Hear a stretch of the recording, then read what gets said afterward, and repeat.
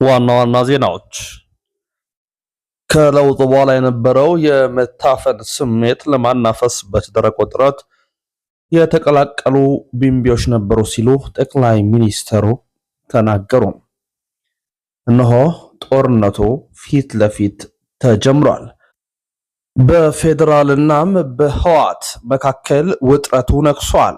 በስተመጨረሻም ቃታ ሊሳሳቡ ጫፍ ላይ መድረሳቸው ታውቋል። ሰፋ ያለውን ትንታኔ ይዘንበታል። ላይክና ሼር በማድረግ እንድትከታተሉን የጋበዝን ወደ መረጃችን በቀጥታ እናምራለን። ከለውጡ በኋላ የነበረውን የመታፈን ስሜት ለማናፈስ በተደረገው ጥረት ውስጥ የተቀላቀሉ ቢምቢዎች ነበሩ ሲሉ ጠቅላይ ሚኒስትር አብይ አህመድ ተናገሩ። ጠቅላይ ሚኒስትር አብይ አህመድ የ2010 ዓ.ም የለውጥ ጉዞንና ከዚያ በኋላም በሀገሪቱ የፖለቲካ ምህዳር ውስጥ የታዩትን ኩነቶች አስመልክተው ከአማራ ሚዲያ ኮርፖሬሽን ጋር ባደረጉት ቆይታ በሰጡት ማብራሪያ የአማራ ህዝብ እንደማንኛውም የኢትዮጵያ ህዝብ ለለውጥና ለእድገት ከፍተኛ ተጋድሎ ማድረጉን ገልጸዋል። ጠቅላይ ሚኒስትር እንደገለጹት ከለውጡ ማግስት የነበረው ጉዞ መላው የኢትዮጵያ ህዝብ በከፍተኛ ተስፋ የተሞላበት በዚህ ለውጥ እሰራለሁ፣ አተርፋለሁ፣ ሀገር አጠናለሁ የሚል ህልም በሰፊ የተገለጸበት ወቅት ነበር። ከለውጡ በፊት በነበረ የፖለቲካና የኢኮኖሚ ስርዓት ውስጥ የመዘጋጀትና የመታፈን ምልክቶች እንደነበሩ የጠቆሙት ጠቅላይ ሚኒስትሩ የተዘጋን ቤት መስኮት ከፍቶ እንደማናፈስ ሁሉ ፖለቲካውን ማናፈስ አስፈላጊ ነበር ብለዋል። ሆኖም መስኮቶቹ ሲከፈቱ ንጹህ አየር ብቻ ሳይሆን ቢምቢዎችና ትንኞችም አብረው እንደሚገቡ በመግለጽ በፖለቲካው ምህዳር መከፈት ምክንያት አጋጣሚውን በመጠቀም ሁኔታዎችን ወደ ስጋትና ድንግዝግዝነት ለመቀየር የሞከሩትን አካላት እንደነበሩ ገልጸዋል። ቢምቢ በሳይዟ በጣም ትንሽ ናት፣ ነገር ግን ድምፅ በማሰማት እንዳትተኛ ታውካለች። ሁለተኛውና ከዚያ የሚከፋው ደግሞ በመንደፍ ደምን መምጠጧና በሽታ ማምጣቷ ነው። በኢትዮጵያ ፖለቲካ አውድ ውስጥም ከፍተኛ ድምፅ በማሰማት ለማወክ የሚሞክሩ የኢትዮጵያን ብሔራዊ ጥቅም ለማደናቀፍና ህልውናዋን ለመገዳደር የሚፈልጉ ኃይሎች እስከ መሰለፍ የሄዱ አካላት ነበሩ። በወቅቱ በተፈጠሩ ነገሮች ምክንያት በህዝቡ ዘንድ ምንድን የመጣብን ስጋት ተፈጠረብን የሚሉም እንደነበሩ እየዋሉ እያደሩ ሲመጡ ግን የመደመር መንገድ ብቸኛ አማራጭ መሆኑና ለመበልጸግ የሚደረገው ጥረት ተገቢ መሆኑን ህዝቡ ማመኑን ገልጸዋል። በመጨረሻም ህዝቡ ይህንን እምነቱን በምርጫ ማረጋገጡን የጠቆሙት ጠቅላይ ሚኒስትሩ ብቸኛው የኢትዮጵያ የማጽኛ መንገድ ታሪካዊውን ውህደትና እህትነትን በሚያርቅ በሚያድስና በሚያሰፋ መንገድ መሄድ፣ ተባብሮ ተዋዶ በጋራ በመስራት ሀገርን ማጽራት ነው ሲሉ ተናግረዋል። ቢሆንም ምንም እንኳን ጠቅላይ ሚኒስትር ይህንን ቢናገሩም በበርካቶቹ ዘንድ ግን ከፍተኛ የሆኑ ቅራኔዎች እንዲሁም ጥያቄዎች እየቀረቡ ስለመሆኑ የሚታወቅ ነው።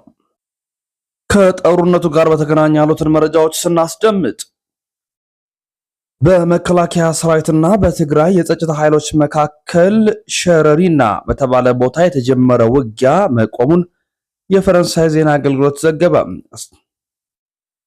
በመከላከያ ሰራዊትና በትግራይ የጸጥታ ኃይሎች መካከል ሸሪና በተባለ ቦታ ውጊያ መጀመሩ ይታወሳል። በዚህ ቦታ ላይ እነሆም ከኢትዮጵያ ሱዳን ድንበር አቅራቢያ በሚገኘው ሸሪና የተባለ ቦታ ውጊያ የተቀሰቀሰው ትናንት ቅዳሜ ከማለዳ 12 ሰዓት ገደማ እንደሆነ ተገልጿል። በከባድ የጦር መሳሪያና በድሮን ጭምር የተደረገው ውጊያም ከ23 ሰዓታት ገደማ በኋላ እንደቆመ የተነገረ ሲሆን በግጭቱ ምክንያት ምን ያክል ሰዎች እንደተገደሉ ወይንም እንደቆሰሉ መረጃ ለመስጠት አልወደዱም። ስማቸው እንዳይገለጽ የጠየቁ ሌላ የጸጥታ የመረጃ ምንጭ በእርግጥም ውጊያው እንደቆመ ለፈረንሳይ ዜና አገልግሎት ተናግረዋል። ይሁንና ከህወሓት በኩል የቀረበ መረጃ ትክክለኛ መሆኑን በገለልተኛነት እንዳላረጋገጠ የፈረንሳይ ዜና አገልግሎት ዘግቧል። በኢትዮጵያ ብሔራዊ ምርጫ ቦርድ በተሰረዘው ህወሓት የሚመራው የትግራይ ክልላዊ መንግስት ቅዳሜ ባወጣው መግለጫ የኢትዮጵያ ፌዴራል መንግስት ከማለዳ ጀምሮ በሸሪና በኩል ውጊያ ጀምሯል በማለት ወንጅሎ ነበረ። የፌዴራል መንግስት ግን ስለ ጉዳዩ በይፋ የሰጠው ማብራሪያም ሆነ ምላሽ የለም። ይሁንና የመስኖና ቆላማ አካባቢው ሚኒስተር አብርሃም በላይ በተረጋገጠ የፌስቡክ ገጻቸው ባሰፈሩ ጽሑፍ ህወሓት በሸሪና በኩል ጦርነት በመክፈት እነሆ ወንጅሎናል ሲሉ ተናግረዋል። በኢትዮጵያ መከላከያ ሰራዊትና በትግራይ የጸጥታ ኃይሎች መካከል ሐምሌ 25 ቀን ውጊያ መቀስቀሱ የተሰማው በአዲስ አበባና መቀሌ በሚገኙ ባለስልጣናት መካከል ያለው ውጥረት በኃይል በተባባሰበት ወቅት መሆኑ ይታወሳል። ይህ በትግራይ ክልል አሁንም ከፍተኛ የሆኑ መከራዎች፣ ስቃዮችም ሊመጡ እንደሚችሉ ከወዲሁ የተነገሩ ይገኛሉ። ከወልቃይት ጉዳይ ጋር በተገናኘ ጠቅላይ ሚኒስትሩ ምን አሉ? በትግራይና በአማራ ክልል የይገባኛል ጥያቄ የሚነሳበትን የወልቃይት አካባቢን በተመለከተ ለአንድ ወገን ምላሽ በመስጠት አንዱን ከጥያቄው ጋር እንዲቆይ በማድረግ ዘላቂ ሰላም አናመጣም ሲሉም ጠቅላይ ሚኒስትሩ ተናግረዋል። ጠቅላይ ሚኒስትሩ እንዲህ ያለውን አካሄድ ብንከተል መልሶ ግጭት ይፈጥራል ያሉ ሲሆን ከአማራ ብዙሃን መገናኛ ድርጅት ጋር ተደርጎ በተሰራጨ ቃለ ምልልስ ላይም ሐሳባቸውን ሰፋ አድርገው ሰጥተዋል። የፕሪቶሪያ ግጭት የማስቆም ስምምነት አከራካሪ ከሚባሉባቸው ቦታዎች አንዱ ስለሆነው ይህ ስፍራም ተወያይተን ሕግና ስርዓትን ተከትለን የህዝቦችን ተሳትፎ አረጋግጠን ብንወስን ለዘላቂ ሰላም እንዲሁም ለሁል ጊዜም ሰላማዊ ነገሮችን ሊያረጋግጥ ይችላሉም ሲሉ ጠቅላዩ ተናግረዋል።